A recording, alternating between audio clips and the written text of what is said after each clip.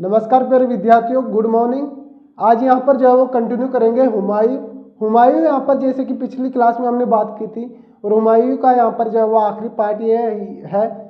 चल रहा है हमारा मुगल साम्राज्य में हम हुमायूं को यहाँ पर जो है वो शासनकाल के बारे में बात कर रहे हैं। हुमायूं के शासनकाल के बारे में अध्ययन कर रहे हैं, जिसमें हमने पहला पार्ट हमने बना लिया है। ये सेकंड पार्ट है। पहले पार्ट को नहीं देखा हो तो देख लीजिएगा। उसके बाद में बात करते हैं कि पिछली क्लास में हमने क्या क्या देखा है। तो हमने यहाँ पर जो है वो पिछली क्लास में बात की है किसके बारे में।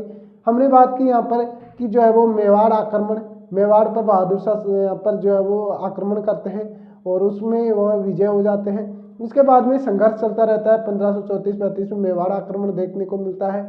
उससे पहले चुनार का, बिलग्राम का अभी यहाँ पर जो है वो देखने को मिलेगा। तो यहाँ पर ये सभी जो है वो कौन सा चुनार का जो है वो कौन सा चुनार पर विजय कब देखने को मिलती है, 1538 में। तो उनके बारे में सभी के बारे में जानकारी दे दी है। चुनार पर विजय में जो है वो चुनार पर विजय के साथ में ही बंगाल पर विजय करता है और बंगाल में जो है वो शेर खान ने क्या किया कि सभी को मार दिया और उसके बाद में वहाँ से धन लूट के जो है खजाने को जो है वो स्थानांतरित कर दिया और वहाँ पर जो है वो शवों का ढेर लगा दिया और उजाड़ दिया। तो उसको बात करें तो उसका नाम यहाँ पर जो है वो जब जाता है गौड़ प्रदेश में, कौन, हुमायूं, और उसका नाम जो है वो जनताबाद रख देता है। ये सभी डिटेल हमने लास्ट वाली क्लास में देख ली थी। अब यहाँ पर बात करेंगे हुमायूं के अगले चरण के बारे में। कौन सा? हुमायूं के अगले चरण की बात कर रहे हैं। अगले चरण यानी हुमायूं का अगला युद्ध कौन सा है? अगला युद्ध हमें देखने को मिलता है चौसा का युद्ध। कौन सा? चौसा का युद्ध। युद्ध कब देखने को मिलता है? बात करते हैं कब हुआ। तो ये देखने को मिलता है 29 जून 1539 ईस्वी को। किसके मध्य? बात आती है मध्य। किसके मध्य? तो मध्य किसके मध्य देखने को मिलता है? शेर खां वर्सेस हुमायूं। किसके मध्य? शेर खां और वर्सेस हुमायूं के मध्य। हुमायूं क्या हो जाते हैं? पराजित। हुमायूं पराजित हो जाते हैं। इस युद्ध में यहाँ पर जो है वो हुमायूं के 7000 सैनिक मारे जाते हैं। तो इस युद्ध में हुमायूं के 7000 सैनिक मारे जाते हैं। कितने मारे जाते हैं? 7000 सैनिक यहाँ पर जो है वो हुमायूं को मारे जाते हैं। स्थान की बात करते हैं। स्थान चौसा का कहाँ पर? तो स्थान हमें देखने को मिलता है बिहार। कौन सा स्थान की बात करते हैं? कहाँ देखने को मिलता है? बिहार। ओके, बिहार में यहाँ पर जो है वो ये युद्ध देखने को मिलता है। तो हुमायूं है 7000 सैनिक यहाँ पर जो है वो मारे जाते हैं। इसके अलावा बात करें तो अपने आप को बचाने के लिए हुमायूं ने अपने घोड़े के साथ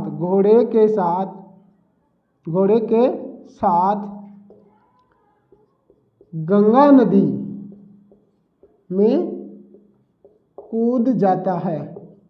कहाँ पर कूद जाता है? गंगा नदी में। तो गंगा नदी में घोड़े के साथ में कूद जाता है अपने आप को बचाने के लिए, और गंगा नदी में भी यहाँ पर मरते मरते बचता है। गंगा नदी में ना तो इसको तैरना आता था, कुछ आता था। तो पार करने के लिए यहाँ पर कौन आता है? पार कराने के लिए, तो गंगा पार करवाने के लिए कौन आता है? गंगा से जान, एक यहाँ पर निजाम नामक एक भिश्ती मिलता है। भिश्ती ने नदी पार करवाई और जान बचाई। किसने बचाई? निजाम भिश्ती ने। तो इसकी जान किसने बताई? निजाम नामक भिश्ती ने यहाँ पर जब इसकी जान बचाई। इसी कारण निजाम भिश्ती को एक दिन का बादशाह बनाता है जब वो दोबारा से शासन दिल्ली सल्तनत का बादशाह दोबारा से बनता है, यानी 1555 में जब शासक बनता है उस समय एक दिन का बादशाह बनाता है। तो बात करें इस उपकार के बदले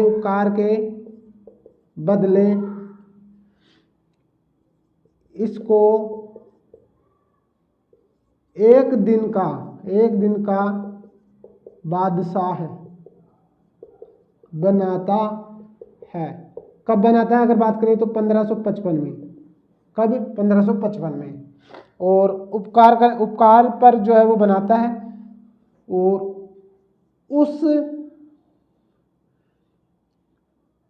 या बात करें बादशाह बनने पर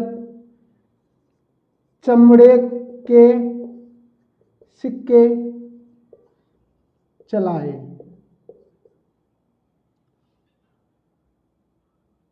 तो बात करें निजाम नामक व्यक्ति को बादशाह बनाया एक दिन कर, बादशाह बनने पर जो है वो एक दिन के लिए जो है वो क्या किया, इसने चमड़े के सिक्के चलाए। तो चमड़े के सिक्के बहुत ही इंपॉर्टेंट क्वेश्चन कि चमड़े के सिक्के किसने चलाए, तो निजाम नामक व्यक्ति ने चलाए थे। एक दिन का शासक बना था, उसने चमड़े के सिक्के चलाए थे। तो हमने बात की चौसा का युद्ध। चौसा का युद्ध में कौन है वो बात किया हमने कि यहाँ पर जो है वो ये नदी में यहाँ पर 7000 सैनिक के साथ यहाँ पर मारे जाते हैं। हुमायूं जो है वो गंगा नदी यहाँ पर में कूद जाता है घोड़े के साथ में, निजाम नामक व्यक्ति बचाता है। और ये सभी डिटेल यहाँ पर देखने को मिलती है। आगे बात करें तो हम थोड़ी सी जानकारी और मिलती है इधर। तो जानकारी क्या मिलती है, ये मिलती है कि इस युद्ध के बाद शेर खां ने शेर शाह की उपाधि धारण की। कौन सी उपाधि धारण की? शेर शाह की उपाधि जो है वो धारण करता है। और उसके बाद में ही इसे क्या कहा जाता है, शेर शाह सूरी। तो शेर शाह सूरी जो है वो कहा गया बाद में, क्यों? क्योंकि शेर शाह की तो उपाधि थी, सूरी वंश से यहाँ पर संबंधित था, सूरी वंश का शासक था, इसलिए शेर शाह सूरी कहा गया। तो ये बात आपको याद रखनी है कि शेर शाह की उपाधि कब धारण की, यहाँ पर जो है वो 1539 में यहाँ पर जो है वो इस चौसा के युद्ध की विजय के उपलक्ष्य में जो है वो शेर शाह की उपाधि धारण करता है। यह हमें देखने को मिलता है। इसके बाद में आगे यहाँ पर बात करें तो आगे हमें देखने को मिलता है, सभी स्क्रीनशॉट ले लीजिए इसका। अब बात करते हैं इसके सेकंड युद्ध। ये हुआ यहाँ पर चौसा का युद्ध। अब बात करेंगे इनका अगला युद्ध हुआ था। अगले युद्ध की बात करें तो अगला युद्ध यहाँ पर हुआ था 1540 में। कब हुआ? 1540 में। यानी पुनः यहाँ पर हुमायूं जो है वो अपने साम्राज्य को नहीं, अपने प्रांतों को जो इसने छीन लिया था उसको यहाँ पर जो वापस पाने के लिए युद्ध करता है। तो कौन सा युद्ध होता है? युद्ध होता है बिलग्राम या फिर बोलते हैं कन्नौज का युद्ध। बात करें कब? 17 मई 1540। कब? 17 मई 1540। इसमें भी यहाँ पर जो है वो विजय कौन होता है? शेर खान होता है, शेर शाह होता है।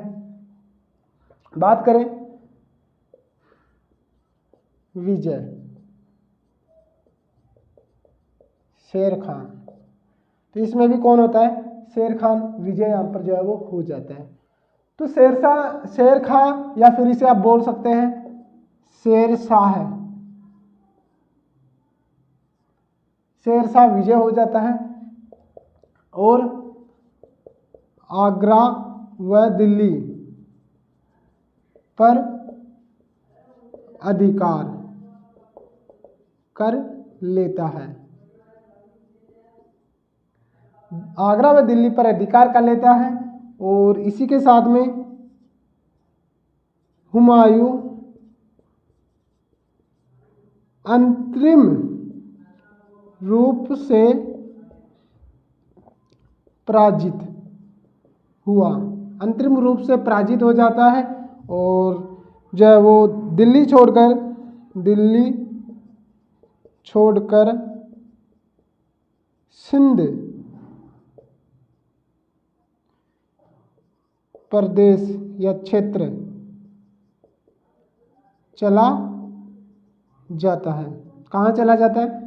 सिंध क्षेत्र यहाँ पर जो है वो चला जाता है।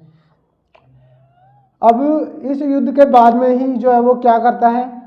इस युद्ध के बाद में ही शेरशाह सूर्यवंश की स्थापना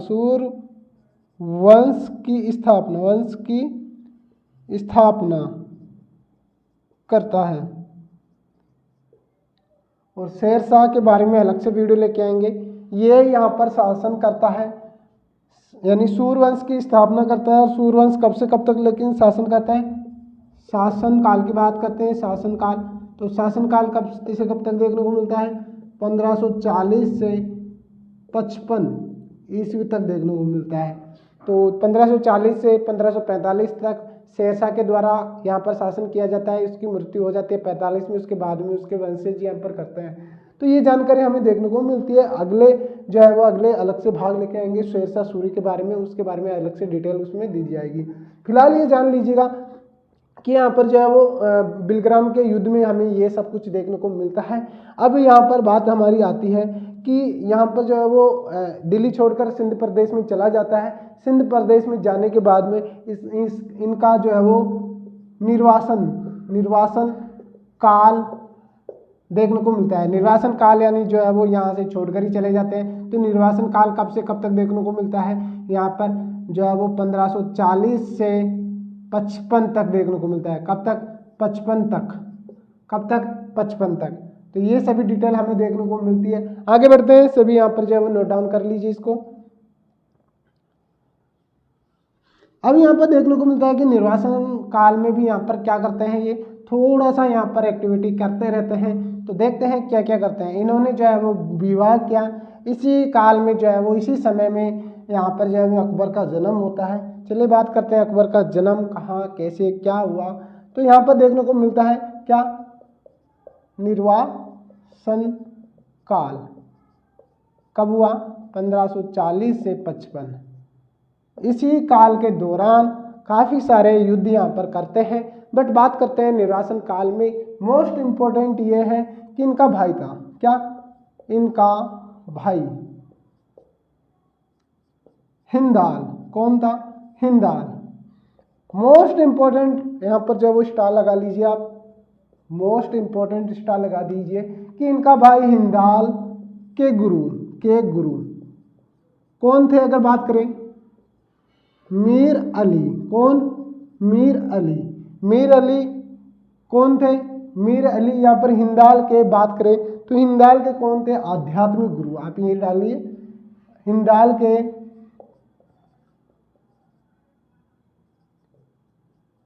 आध्यात्मिक गुरु कौन थे? मीर अली। मीर अली की पुत्री थी कौन? पुत्री कौन देखने को मिलती है? हमीदा बानो बेगम। कौन? हमीदा बानो बेगम। इससे क्या कर लेता है?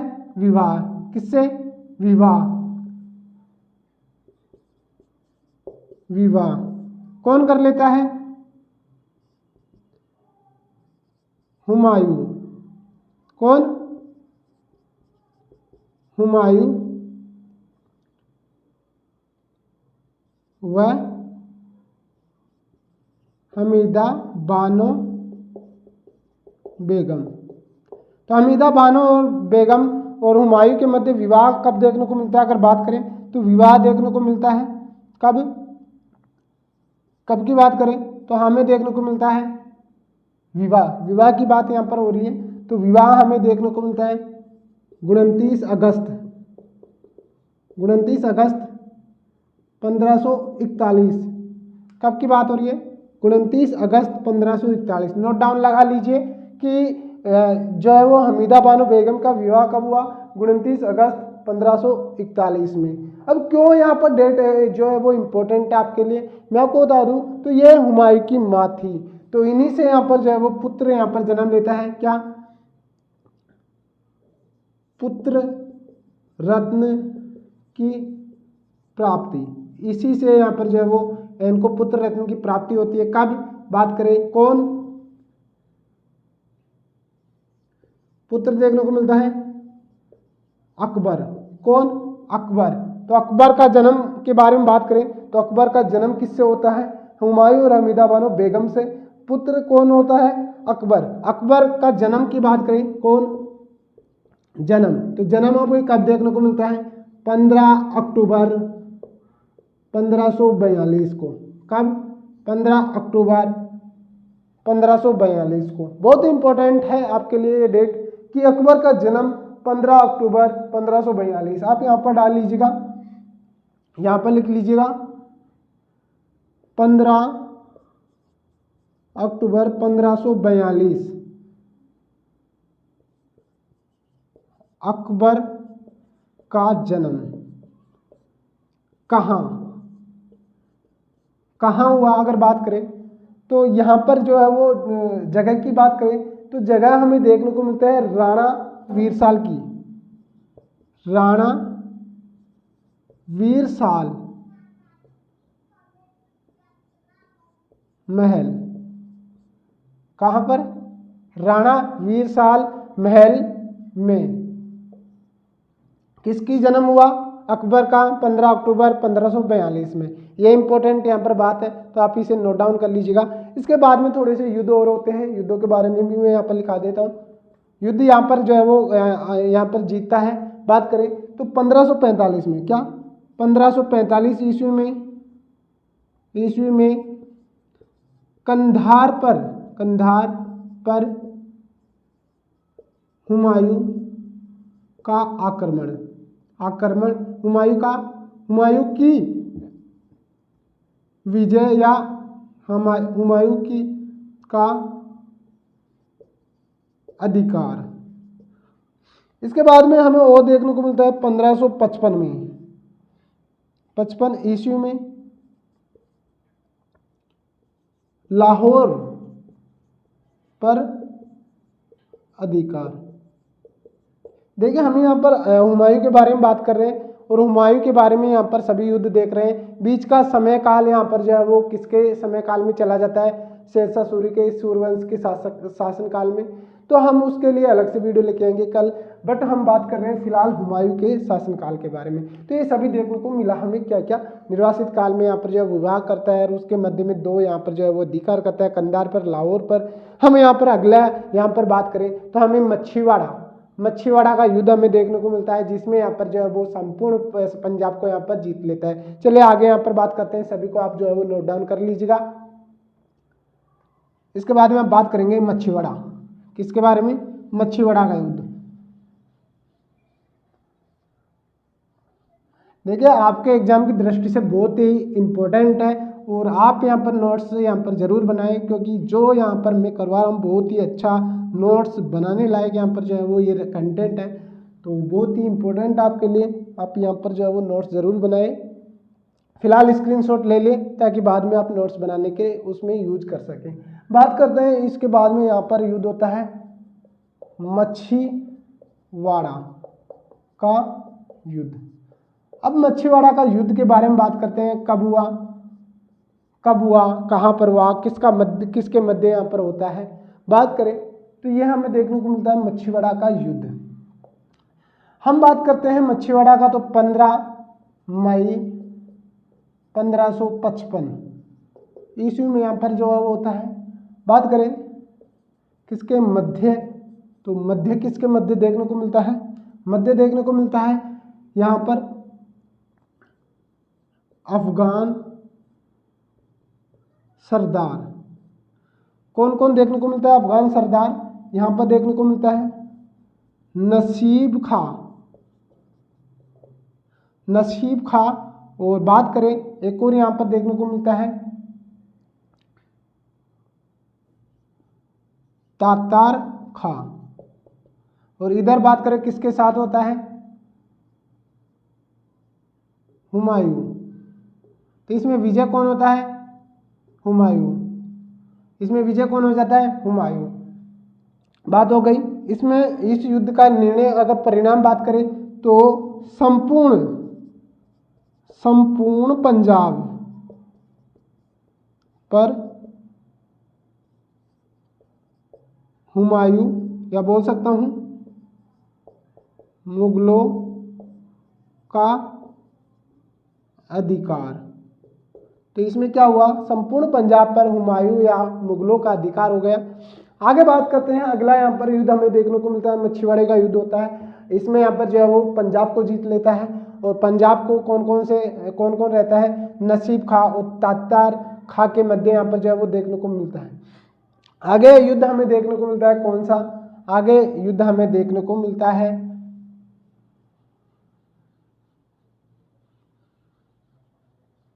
देखिए लास्ट अंतिम युद्ध है कौन सा? हुमायूं का अंतिम युद्ध है सरहिंद का युद्ध। कौन सा?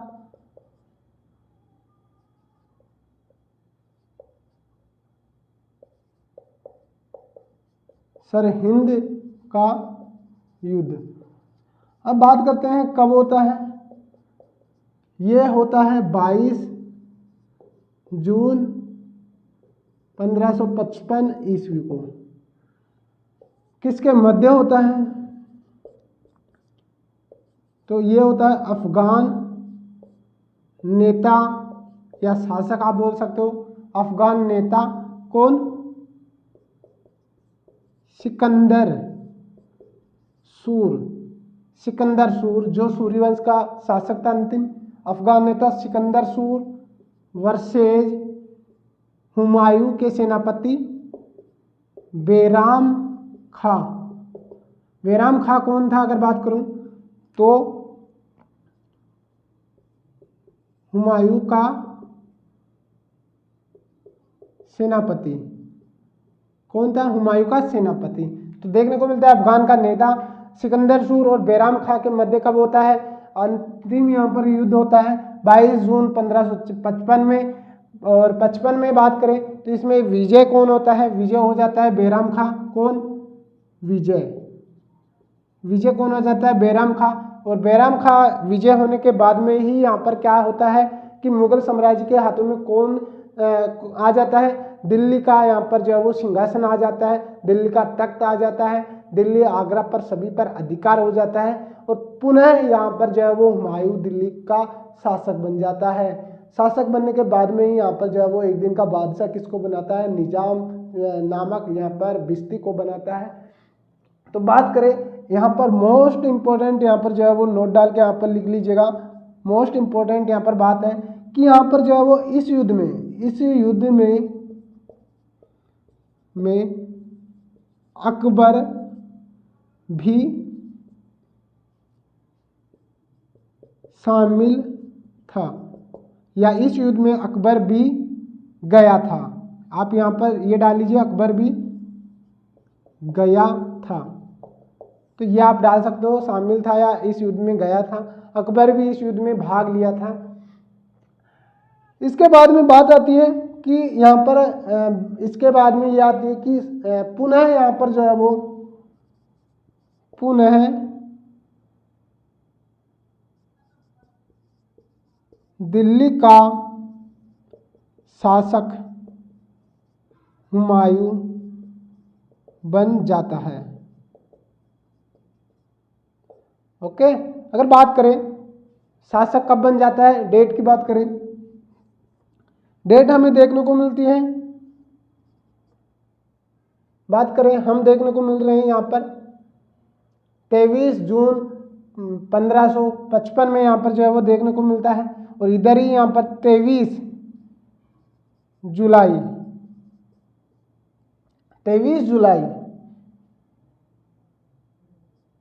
1555 ईस्वी में पुनः बादशाह बन जाता है। पुनः बादशाह कब बन जाता है? 23 जुलाई 1555 में यहाँ पर जो है वो पुनः बादशाह बन जाता है। और उसके बाद में ही जो है वो निजाम बिस्ती को यहाँ पर जो है वो एक दिन का बादशाह बनाता है। तो ये सभी बातें हमें देखने को मिलती है। इसके बाद में यहाँ पर जो है वो सरहिंद का युद्ध के बारे में बात हो रही थी, और इसी के साथ में हमें यहाँ पर देखने को मिलता है कि इनकी मृत्यु भी हो जाती है। कुछ समय बाद में इसकी मृत्यु हो जाती है। मृत्यु के बारे में अगर बात करें तो मृत्यु यहाँ पर जो है वो कब होती है? मृत्यु किसकी? हुमायूं की। तो हुमायूं की मृत्यु हमें कब देखने को मिलती है? हमें देखने को मिलती है 24 जनवरी 1556 ईस्वी को इनकी मृत्यु हो जाती है। को एक यहाँ पर जो है वो देखने को मिलता है दिल्ली में। क्या? दिल्ली में एक देखने को मिलता है, जगह देखने को मिलता है दीन पनाह नामक।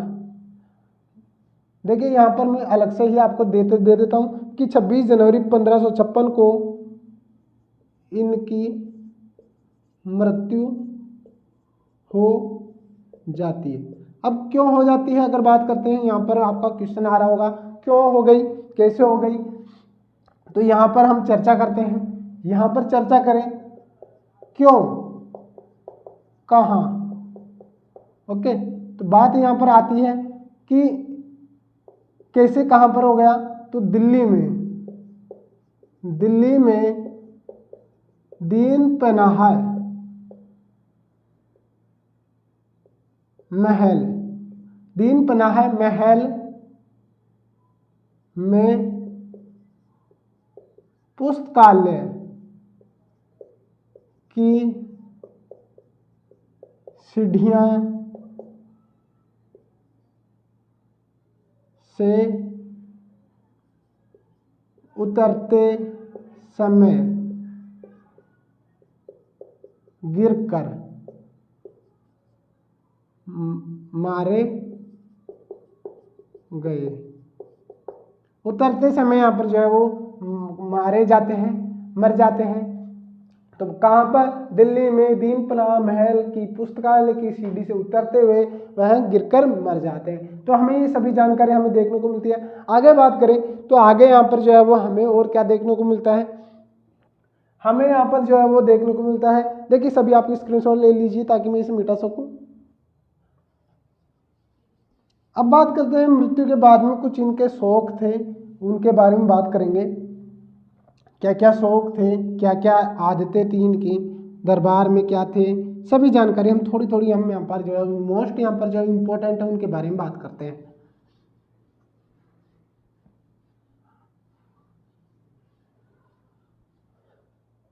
देखिए इसके बाद में यहाँ पर जो है वो मरने के बाद में यहाँ पर एक कथन देखने को मिलता है, किसका? लेन पुल का कथन। लेन पुल का कथन यहाँ पर जो है वो देखने को मिलता है। क्या कथन था इनका? कथन ये था कि इनका कहना था कि जो है वो हुमायूं यहाँ पर लड़खड़ाते हुए ही यहाँ पर जो है वो रहा, वो लड़खड़ाते हुए ही यहाँ पर मर जाता है। तो अपनी जान दे देता है। क्या दे देता है? जान दे देता है। तो जीवन भर यहाँ पर जो है वो हुमायूं लड़खड़ाता रहा, वो लड़खड़ाते हुए ही जो है वो हुमायूं ने जान दे दी। तो यहाँ पर क्या कथन था लेन पुल का? हुमायूं जीवन भर लड़खड़ाता रहा और लड़खड़ाता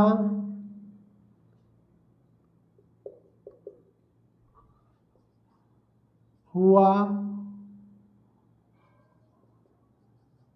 अपनी जान दे दी। तो ये यहाँ पर कथन किसका था? लेन पुल का। तो आगे यहाँ पर और देखने को मिलता है इनके बारे में कि ये अफीम के बहुत शौकीन थे। क्या? अफीम के। हुमायूं अफीम का बहुत शौकीन था। तो क्या था? अफीम का बहुत शौकीन था। ज्योतिष पर बहुत विश्वास करता था। तो ज्योतिष पर बहुत विश्वास करता था। इसी वजह से सप्ताह में 7 रंग के वस्त्र धारण करता था। बात करें कौन कौन से रंग के, तो हमें देखने को मिलता है रविवार। रविवार को कौन सा, पीला रंग के, पीला या पीले रंग के, कौन सा, पीले रंग के। सोमवार की बात करें सफेद रंग के। बात करें यहां पर शनिवार काले रंग के कपड़े पहना करता था। तो ये बात यहाँ पर देखने को मिलती है। अंतिम और आखिरी बात क्या हमें देखने को मिलता है, तो ये ऐसे शासक थे, क्या, हुमायूं ऐसे शासक थे, हुमायूं ऐसे प्रथम शासक जो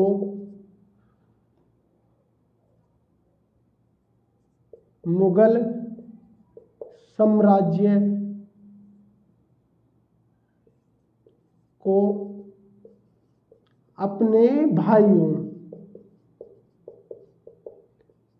में विभाजित किया। तो ऐसे शासक थे, मुगल साम्राज्य के ऐसे शासक थे जिसने अपने भाइयों में जो है वो साम्राज्य का विभाजन यहाँ पर कर दिया था। ऐसे शासक कौन थे, हुमायूं प्रथम शासक थे। तो ये जानकारी हमें देखने को मिलती है। इनके बारे में यहाँ पर मैंने बताया, अफीम के शौकीन थे और यहाँ पर जो है वो ज्योतिष में विश्वास करते थे और इसी वजह से यहाँ पर जो है वो रविवार को पीले रंग, सोमवार को सफ़ेद रंग और शनिवार को काले रंग के कपड़े पहना करते थे। ये जानकारी यहाँ पर जो है वो मिलती है। इसके अलावा जो है वो बात करेंगे कल के वीडियो में शेरशाह सूरी के बारे में, और वो बात करेंगे हम 1540 से 55 तक, 55 ईस्वी तक। सूर्यवंश कौन था, सूर्यवंश के बारे में बात करेंगे जिसमें शेरशाह सूरी हमें देखने को मिलेगा। तो कल से अलग से ही उसके क्लास ले आएंगे, उसके बाद में आगे कंटिन्यू करेंगे अकबर के बारे में। तो यहाँ पर जो है वो मृत्यु के बारे में मैंने बात की थी आपको, मृत्यु कब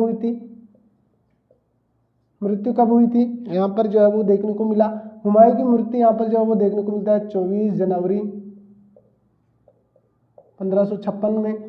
और इसके बाद में जो है वो मृत्यु के बाद में यहाँ पर जो है वो ज्येष्ठ पुत्र होता है, कौन शासक बनता है, कौन बनता है, अकबर। और अकबर का भी 1556 में शासक बनता है। अकबर कौन था, बात की हमीदा बानो बेगम का पुत्र था, जिससे जो है वो इनका जन्म के बारे में मैंने बताया था कि यहाँ पर जो है वो 15 अक्टूबर कब हुआ था, 15 अक्टूबर 1542 में जो है वो इनका जन्म हुआ था। कहाँ पर, आगरा। वहाँ पर किसमें, यहाँ पर वीरमदेव के महल में, वीरमदेव के में। तो फिलहाल यहाँ पर इस वीडियो को यहीं पर समाप्त करता हूँ। वीडियो को अच्छा लगा हो तो लाइक करना, चैनल को सब्सक्राइब करना और एंड तक वीडियो देखने के लिए सभी साथियों का धन्यवाद।